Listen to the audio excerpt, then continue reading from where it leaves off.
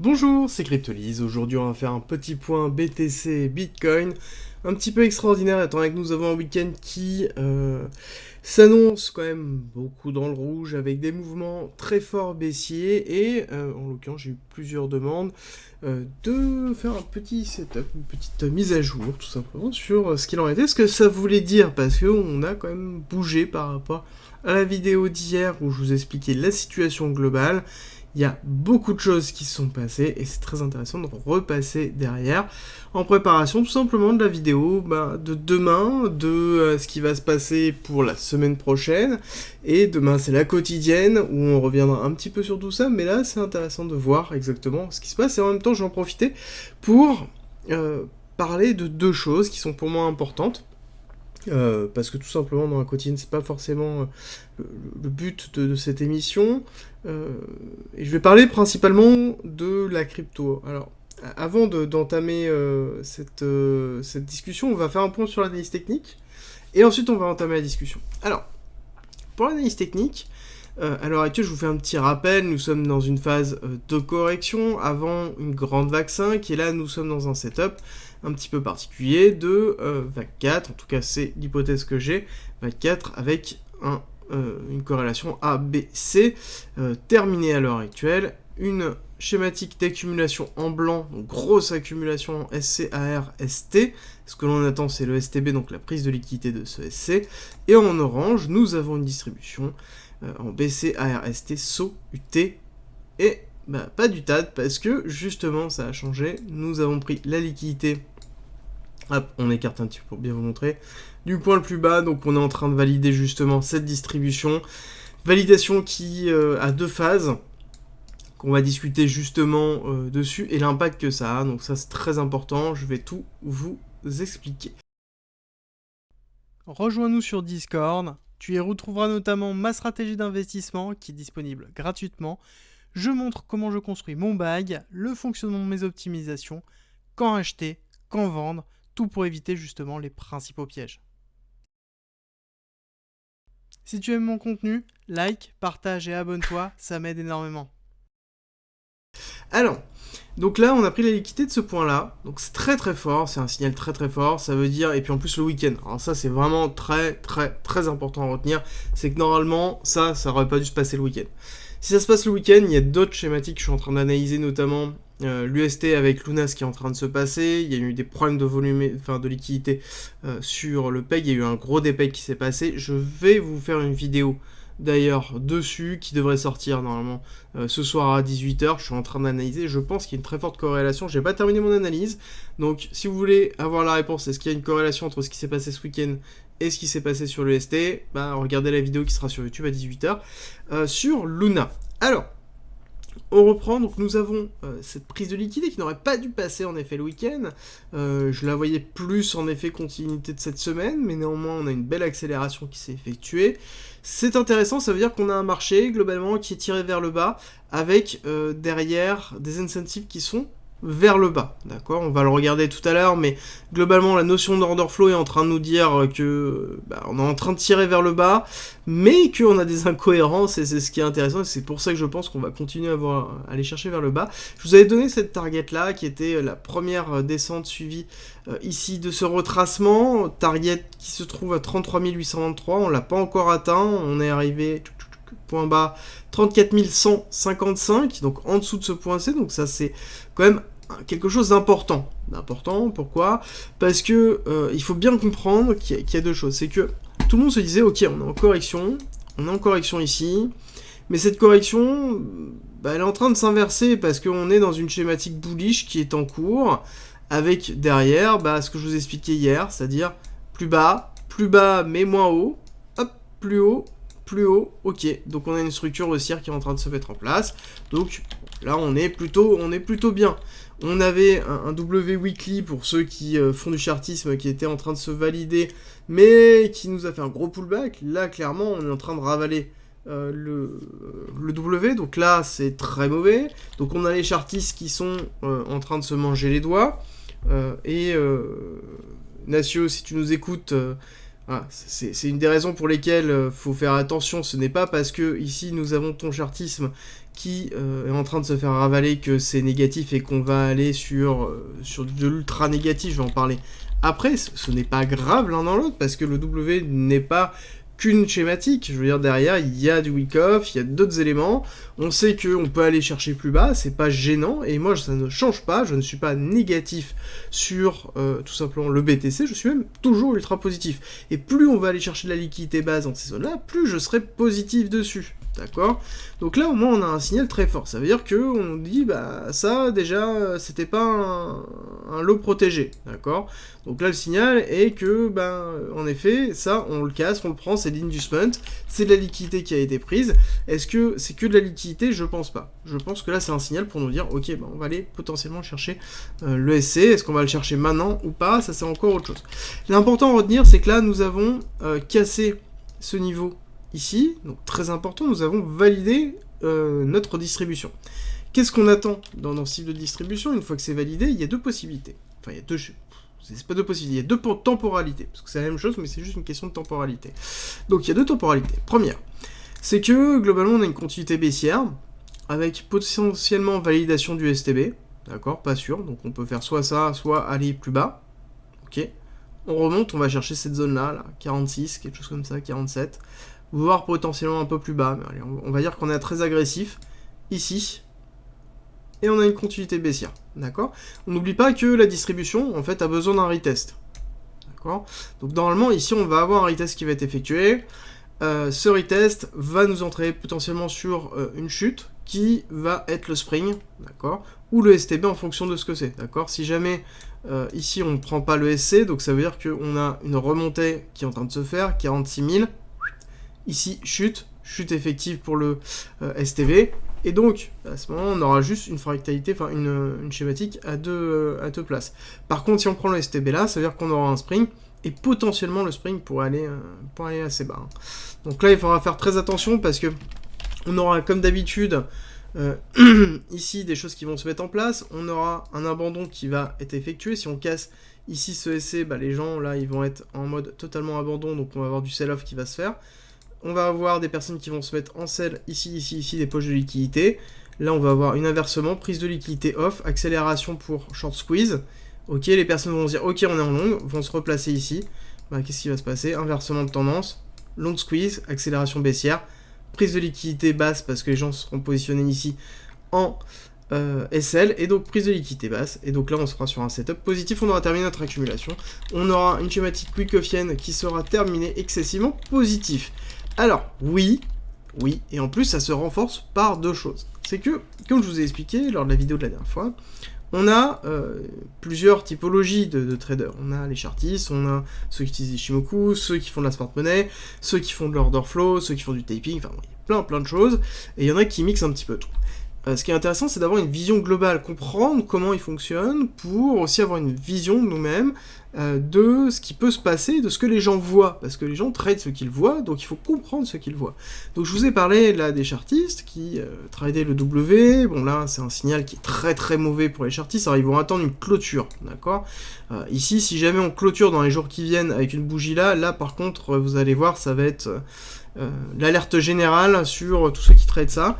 Donc là-dessus, il va y avoir un abandon et une mise en place d'un setup baissier, et donc ça va être Beerman qui va prendre le dessus, mais néanmoins, on aura donc derrière les chartistes qui vont partir en disant bon ok, là c'est un abandon, c'est un give up, et on repart. On a les Ishimoku, je vous l'ai montré la dernière fois, voilà, là on a un setup qui est quasiment perfect, là pour un sell-off, d'accord, donc là on est sur un sell, hein. L'objectif, je vous l'ai donné la dernière fois, c'est 44 000, donc on est en train de travailler dessus. Alors, on va même aller chercher rapidement le Ishimoku. Alors, de tête, je ne sais même plus, voilà, c'est celui-là, tac. Donc on s'était noté les résistances, on voit que la prochaine résistance, elle est là, d'accord, donc elle est à 33 360. 33 360, si on revient sur notre graphique qui se trouve ici, 33 350, bah là, c'est la zone ici, hein, d'accord, donc c'est la prochaine zone sur laquelle on va aller travailler, qui est la zone de liquidité qui se trouve entre les deux entre les deux mèches, d'accord? On a une très forte zone de liquidité en bas, mais il faut se dire qu'ici on a beaucoup de liquidités qui sont en attente, parce qu'on a fait une incursion dans le SL, mais on a fait une petite incursion, d'accord? Donc il y a tous ceux qui sont safe, qui sont ici, et il y a tous ceux qui sont en train de racheter le dip en disant ok, bah là on va pouvoir repartir à la hausse. Même les traders Ichimoku peuvent aller chercher ici tout simplement la target, et après se dire ok, bah je prends mes profits ici, et on va attendre tout simplement un pullback qui va se faire, chercher ici un support, et ensuite redescendre, d'accord? Donc là, on a encore cette idée-là où on peut se dire qu'on peut avoir toujours ça. Donc on n'a pas encore un abandon global, on a juste une mèche qui est effectuée. L'abandon global sera lors de la cassure de la résistance Ichimoku, de la validation en ayant une bougie qui se fera en dessous, pour les chartistes majoritairement, et ensuite ce sera surtout lors du pullback qui sera effectué. Je m'explique. Tout simplement, nous avons ce canal haussier qui était formé, d'accord? On a eu le break qui s'est fait. Beaucoup de chartistes attendent ici une remontée qui est effectuée pour un retest, soit une réintégration, soit ici un retest et une descente, d'accord? Donc là, ça veut dire qu'il y a beaucoup de personnes qui sont en train de se dire, ok, potentiellement, on peut aller refaire un retest. Donc on a de l'achat qui est en train de se faire. L'achat qui est en train de se faire parce que déjà le funding est passé négatif durant la descente, mais est en train de repasser positif là. D'accord? Donc là, déjà, c'est signe que les gens sont en train de racheter. Si on regarde l'order flow, déjà, l'order flow, on regarde rapidement, on est passé en extreme peur, ça c'est logique. On a liquidé pas tant de personnes que ça, 271 millions, c'est pas énorme pour une chute, c'est vraiment pas énorme, qu'on soit d'accord, donc ça veut dire que là, à l'heure actuelle, on n'est pas encore allé chercher suffisamment. Là, on n'est pas allé la chercher suffisamment. On a l'extreme peur, oui, mais majoritairement, les comptes sont en achat, majoritairement, les positions des top traders sont en achat sur Binance, on a du levier à plus de 90 000, on a ici un ratio qui est au-dessus de 1,8 qui se dirige vers les 1,9. Bon, là, pour moi, oui, on est peut-être dans l'extrême peur, on est d'accord, mais écoutez, moi ça se voit pas, hein, les gens sont en train de racheter. Ils sont en train d'acheter à levier pour soit chercher le pullback, soit aller chercher plus. Donc ça veut dire que là, actuellement, on est en train de renforcer les positions possibles de SL qui sont positionnés en dessous. Il est important de noter deux choses, c'est que quand vous regardez les clusters de liquidation, ce ne sont pas forcément les clusters de SL. D'accord? Ce n'est pas des liquidités liées à OSL, c'est les liquidités de liquidation. Ce n'est pas la même chose, d'accord? On peut avoir aussi des SL qui se trouvent hors cluster de liquidation et qui ne sont pas visibles sur ces éléments-là, d'accord? Qui sont plutôt visibles à ce moment-là sur de l'order book où on va avoir des positions de rachat qui sont effectuées sur des niveaux importants et qui ne sont pas forcément liés au cluster de liquidation. Voilà. D'ordre général, nous avons donc un cours qui a tendance à acheter le plus bas. Bon, l'un dans l'autre, moi ça me paraît pas choquant. Quand on regarde ce qui est en train de se faire là, on se dit ok, là on a pris la liquidité, réaction haussière attendue, là on a cassé ici le break, on va avoir une réaction haussière pour faire un retest et un pullback, on a l'Ichimoku qui est en train de nous dire on est en train de créer de l'écart, donc à un moment donné on va aller rapprocher l'écart. Donc faire ça, ok, je comprends tout à fait ça. Il y a une autre schématique qui se met en place et qu'il faut avoir en tête, c'est qu'on va avoir l'ouverture semaine prochaine des marchés qui va se faire dans quelques heures, voire quelques jours en fonction des jours. Mais parce qu'il y a, n'oublions pas qu'il y a des jours fériés, mais néanmoins l'ouverture des marchés va entraîner quoi? Va entraîner que sur le CME par exemple on va avoir un gap. Ok, là on est à 34 635. Ok. 34 635, CME, nous sommes à 35 925, ok. Donc ça veut dire que là on va avoir un gap, d'accord? On va avoir un gap qui va être, en fonction du cours, qui va être quand même conséquent, qui va être là. Donc ça veut dire que potentiellement on peut avoir en effet une réaction haussière qui va être effectuée pour comblement du gap. Est-ce qu'elle va être faite tout de suite? Je suis pas sûr. On peut avoir une continuité baissière, accélération baissière, pour placement des personnes, clôture en dessous, réaction haussière, comblement du gap, liquidation des gens qui se trouvent au-dessus. On peut même remonter, aller checker le niveau qui se trouve, hop, on retourne sur le bon graphe, qui peut se retrouver dans les 37 000, 38 000. D'accord, on fait un retest tentative de breakout. Donc on est en train de créer tout simplement des incentives pour que les gens se placent soit en short ici, soit en long ici. On fait hop, une petite classique redistribution, et on chute. D'accord? Une continuité baissière ou une continuité haussière si jamais on fait une réaccumulation. Donc, pareil, si on fait une distribution suivie d'une accumulation, c'est une réaccumulation avec une tentative haussière, et on aura ça. Dans tous les cas, moi, à l'heure actuelle, j'attends qu'il y ait une schématique qui se dessine. Là, pour l'instant, on est sur une prise de liquidité. Je vais attendre qu'on termine idéalement les objectifs, voire ça ne m'étonnerait pas, et ça on le regardera ensemble plus tard, qu'on aille chercher les objectifs au-dessus de 46, parce que dans cette zone-là, ça me permettrait d'avoir un retest fort qui est effectué comme je vous ai expliqué en début, et avoir une tendance baissière qui s'accentue. Donc pour moi, ça me paraît tout à fait logique, et là, l'important c'est de voir comment ça va se terminer, et surtout comment les marchés vont réouvrir suite à ça. On pourrait très bien avoir une très grosse accélération baissière aussi qui pourrait se faire, et combler le gap plus tard. Hein. Là-dessus, il faut l'avoir. On n'oublie pas que on a les indices qui sont au bord du gouffre, où on est clairement sur un fil. Si jamais les indices nous entraînent, on aura un closer de liquidation sur le BTC, et donc on aura une accélération baissière massive sur le BTC. Il faut faire très attention à tout ce qui peut se faire. Et donc du coup, ça me dirige vers la discussion que je voulais vous amener. Profiter un petit peu du temps que l'on a. Alors, est-ce qu'il faut avoir peur ?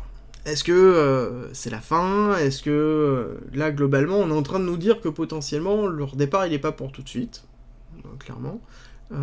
Est-ce que on va se diriger vers tout simplement une période de stagnation, une période de bear market, comme tout le monde le dit ? Est-ce que, comme j'ai pu le dire sur le Discord, j'ai commencé à faire une réponse écrite, puis j'ai prévenu tout le monde que je faisais une vidéo pour que ce soit plus simple. Mais globalement, est-ce que j'ai peur, moi ? Est-ce que j'ai peur sur le BTC ? Est-ce que ça change ma vision du BTC ? J'ai envie de vous dire absolument pas. Absolument pas. Moi, enfin, on peut descendre, on peut casser ce lot-là, enfin, ça changera rien à ma vision. Pourquoi ? Parce que moi, j'achète pas, en fait, du cours, là, à l'heure actuelle, sur les crypto-monnaies. Quand je fais de l'investissement, donc il y a le trading et l'investissement, c'est deux choses séparées. Quand je fais de l'investissement, j'investis pas sur un cours spéculatif, j'investis sur une technologie, d'accord ? Le BTC et les altcoins et les crypto-monnaies en général. Les crypto-monnaies ne sont que, tout simplement, la conséquence d'une technologie qui s'appelle la blockchain, d'accord ? Qui est en cours d'évolution. Est-ce que cette technologie a besoin de temps pour évoluer ? Oui, clairement. Enfin, on est en cours de maturation. Donc est-ce qu'on va descendre plus bas pour donner le temps à la technologie de se faire et que ça peut prendre du temps ? Oui. Est-ce que moi, ça me perturbe ? Absolument pas. Moi, s'il y a besoin d'1 an, 2 ans pour que le cours éclate et que la technologie soit suffisamment solide pour pouvoir assurer tout simplement un ensemble de use cases très fort et qu'on a besoin d'une consolidation forte du cours dessus, non, j'ai pas peur. Je n'ai pas peur et c'est quelque chose sur lequel je travaillerai sur la DeFi, je continuerai à faire du trading sur les différentes oscillations, je continuerai à acheter régulièrement, tout simplement renforcer mes positions et mon buy, c'est limite plutôt bénéfique pour moi. Et dans tous les cas, parce que je n'ai pas peur de l'évolution que peut avoir la blockchain et des régulations qui sont en cours. Parce que pour moi, c'est une technologie qui est en train de s'imposer. C'est une technologie qui est plus forte que celle d'Internet à l'heure actuelle. Qui a une adhésion supérieure à celle d'Internet dans le même timelapse. Donc du coup, on se rend compte que quand on comprend tout ce qu'il y a ça, donc on comprend l'utilité réelle qui se passe derrière ces petites barres qui sont là, à ce moment-là, on n'a pas peur, on n'a plus peur.